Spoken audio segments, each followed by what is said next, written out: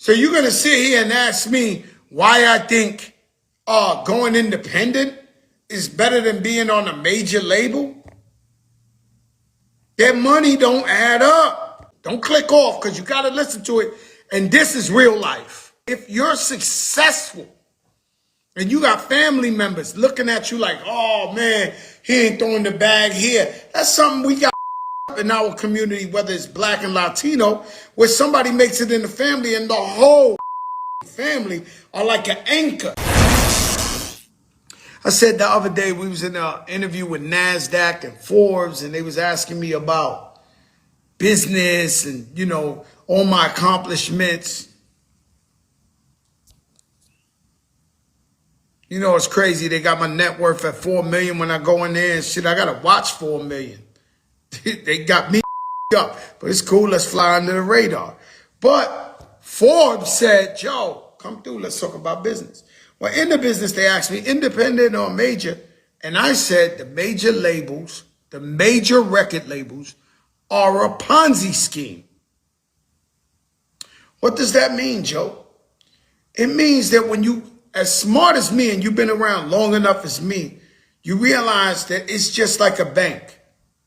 Most of the time, they take a kid, they grew up in the projects, baby, that's talented. If you look at all of us, I think the only guy who had a good upbringing that got signed was Chance the Rapper. It's probably the only guy who they finagled his way in the system. But other than that, everybody was broke. Everybody's a project baby, right? Looking for their way out. And so here you go. They give you money up to make your album or whatever. They charge you, though they make the profit of the records. They charge you whatever they spend on the video. It ain't like we 50-50 partners. They pay half of the video, we pay half of it. Look, at the end of the day, the math, you could bring a scientist who wins the Nobel Peace Prize to do the accounting on major labels math, and they always can't figure it out. And so it's robbery all the way through. And you sing your life, your pain, your this, that, and they own your shit. So that's why I say it's a Ponzi scheme. I sold 2 million records, still ain't recoup. I have an album, Jose sold 2 million records. When I get my statement from the major label 20 years later, I still owe them money. I put out an album independently on Empire and get distribution. My album might sell 250, 300,000 records. I make millions of dollars off of it. What's the difference? You know, I used to walk. I'm going to tell you this story. I don't know if I told you it before, but I used to walk in Atlantic Records and they had a poster of me 6 stories high. Like it was one of them big lobbies where it's just like 6 floors. You take the elevator up. So every day I walk in, they had a poster of me like that. And I'm selling millions of records. I got these 2 stories in one. And so I'm going up there every day, hanging out with the owner of the company, the boss, not the owner, the boss, the president, CEO, whatever, hanging with him, thinking he's my man, because he's the first person who gave me a multi-million-dollar check, so I trusted him, right? So mind you, this guy gasses me to drop an album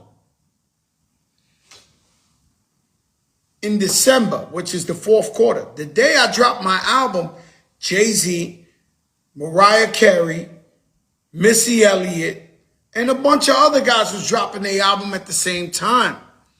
So I kept telling them, yo, you sure that we should drop the same day? We're going to lose. Nah, we're going to drop it. We got your back. We got your back. Are you sure that we're going to drop? Because I feel like we're going to lose. We're going up against Jay-Z, Mariah Carey, Missy Elliott, you name it. So we put the album out. The album flopped. It sold 500,000 records. It didn't sell the 2 million records the album before. So, and I was wondering why this man made me drop an album on the day that he knew I was going to lose. Later, I found out that at that time, when they used to sell physical CDs, you had to go to the store and buy that. It wasn't streaming sales. That Atlantic Records had shipped 2 million CDs to the stores that were non-refundable. So even though I only sold 500,000, even though I was a failure and I sold 1.5 million less than the album before, they had made their money off of 2 million albums. So according to them on the books, he's selling his boss, Fat Joe, sold 2 million albums. Meanwhile, I don't get paid because they shipped 2 million. I don't see none of the results. To this day, I'm still unrecouped. If you understand what I'm saying to you, let me see some fire signs. Or if I'm talking too fast or I'm talking too deep and you don't get it, I could jump subject. But I go there, my poster 6th floor. One day I go there, they got a T.I. poster, 6th floor. They take my shit off. So I go up there and they say, Joe, T.I. just sold 2 million. You sold 500,000. You're a failure. That didn't sit well with me. Because in order to be successful, you got to be a narcissist. You got to be delusional. You got to believe in yourself like nobody else believes in you. Right? So I go home that night. I can't sleep. I'm thinking. I go back. Next day, I have a meeting with them. I say, hey, listen, man, you're right. I am a failure. I'm going to leave and be the old school at noon. I'm going to go underground. You'll never hear from me again. They were like, sure. Like they were doing me the biggest favor. I was doing them a favor. They let me go off the label. I go independent. I sell 4 million records with Make It Rain. The album goes gold, but this time it's independent. I make $7 a record.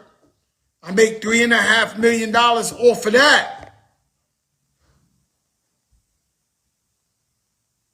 So you're going to sit here and ask me why I think going independent is better than being on a major label? That money don't add up. If I was to give you 10 fake phones and tell you to sell them for $10 outside in the rain and snow, but you sell it for $10 and you only make 10 cents, you built the phone, you put the information in it, you put your heart, sweat and tears, your pain, and you only get 10 cents?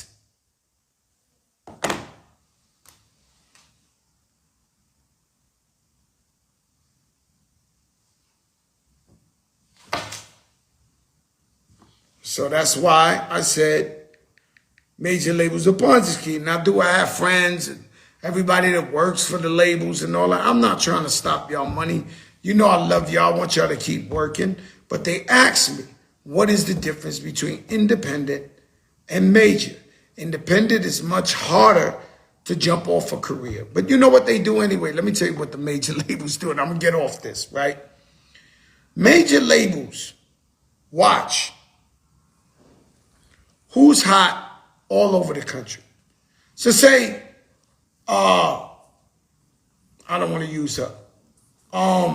Say somebody gets hot in Memphis.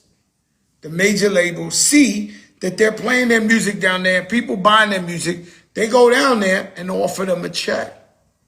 It's not like the major label made you hot. It's not like they helped you create the song or got you hot. You're already hot. You about to bust open. They know it, so they come down there and act like they're your friend and give you a check. Now they own all your shit, and you're a slave to the system.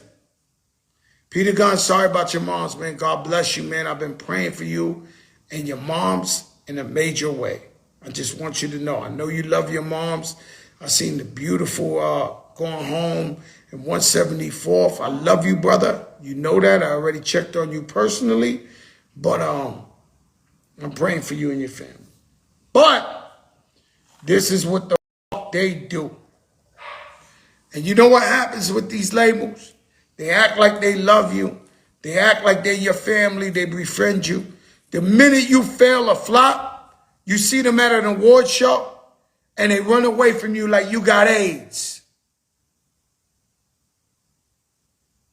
And I'm being nice about it because I got a lot of friends that work for record labels and all that. But I'm being nice about what I'm explaining to you.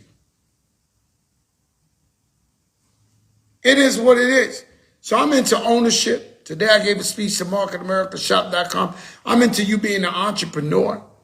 I am very twisted with my thoughts on even college. Because I feel like college teaches you how to be an employee, how to be the best employee. I'm into you owning shit. That way you can never get fired. And I see more power in the woman selling oranges on the highway than I do on somebody who thinks they have a stable job. Because once times get bad, it's over. Times get bad, we got to lay off 100 people. You could be number one. I watched Cedric Hollywood get fired from Miami radio station when he was the number one rated. But they had to make way. You know what happens when you're successful and you're number one? You build up a certain salary. If you're the best, they got to pay you, correct? That's why you're working, so they can pay you because you're the best. Now, when you're the best, they got to pay you. Now somebody gets an idea and say, well, we could put some young guy in there or girl in there for 1/10 of his salary, and we could probably make it still go number one. And so there is no security in a job. There is no security. I'll tell you about my cousin, my titi Amalia. She worked for a company for 30 years. She pretty much thought she was the logo. One day the son takes over the company and he tells her, the first thing he says, Amalia, you got to go. She came to my house. She was depressed. We had her there for weeks. She kept waking, oh, I got to make them coffee. Oh, I got to, yo, titi Amalia, you don't work for them no more. They fired you. So I look at life a different way. You know what I'm saying? Life's a journey.